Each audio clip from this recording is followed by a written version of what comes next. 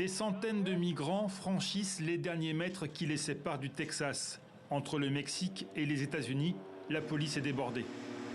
Je n'ai jamais vu ça dans la région. On parle de plus de 3 000, 4 000, 5 000 personnes qui traversent. Ces dernières semaines, chaque jour, 10 000 personnes en moyenne auraient passé ou cherché à passer la frontière illégalement. À Washington, la crise migratoire tourne au bras de fer politique. D'un côté, Joe Biden. Le président négocie en ce moment un accord entre démocrates et républicains pour sécuriser la frontière.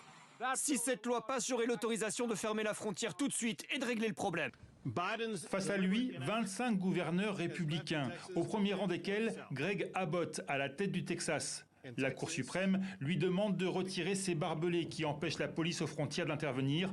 Il refuse, rajoute même des barrières et déploie la garde nationale pour bloquer les migrants. Ce n'est pas la première fois que le gouverneur du Texas défie l'État fédéral. Il y a quelques mois, il s'était fait connaître en affrétant des bus remplis de migrants vers les grandes villes du Nord dirigées par les démocrates, comme ici à New York. Aujourd'hui, certains gouverneurs se disent prêts à envoyer leur propre garde nationale pour soutenir le Texas. Il y a l'Oklahoma, la Floride, le Tennessee. Nous sommes prêts à envoyer notre garde nationale. Pour Donald Trump, la polémique tombe à point nommé. L'ancien président, en campagne pour les primaires de son parti, a d'ores et déjà choisi l'immigration comme thème principal de sa course à la Maison-Blanche. Nos frontières sont ouvertes et sont submergées. C'est une plaie énorme qui laisse la drogue, le crime et des millions d'étrangers illégaux se déverser dans notre pays. Rien de tel n'est jamais arrivé à notre pays auparavant.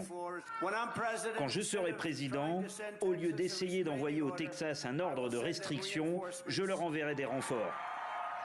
Au-delà du débat sur l'immigration, la fronde du Texas sert la stratégie des républicains. Face à 25 gouverneurs rebelles qui contestent l'autorité de Washington, Joe Biden apparaît faible, inefficace. Une aubaine pour Donald Trump.